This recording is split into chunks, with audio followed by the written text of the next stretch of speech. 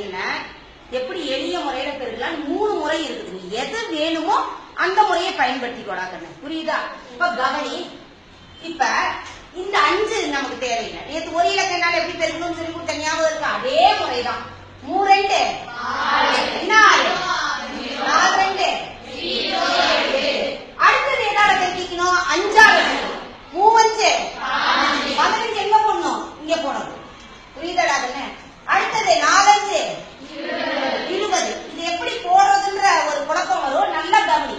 இந்த மூளை விட்ட மாதிரி வருது. அப்படி இந்த டயகனலுக்கு நேரா வரணும். வந்துருச்சுன்னா கரெக்டா வரும். 5 கூட்டினா 6 1 8 2 கூட்டினா 10க்கு மீதி என்னது?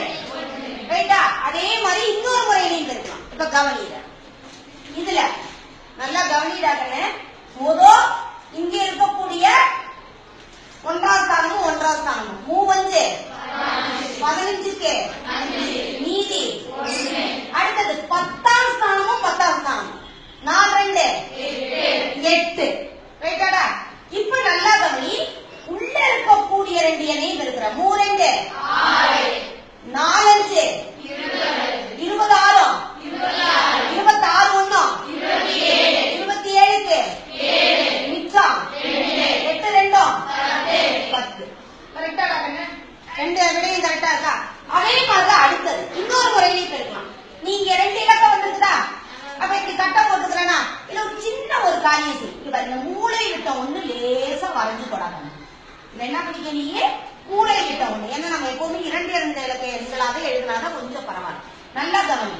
4 2 என்ன 8 0 8 4 5 20 3 2 0 6 3 கொஞ்சம் கூட்டத கரெக்டா கூட்டணும். இப்ப இது இருக்குதா? இந்த கோடு வருதா? இந்த கோடை வேணும்னா நீ என்ன பண்ணிக்க? அப்படி எக்ஸ்டெண்ட் பண்ணிக்க. புரியுதா? புரிஞ்சுக்கிறதுக்காக. இப்ப இங்க 5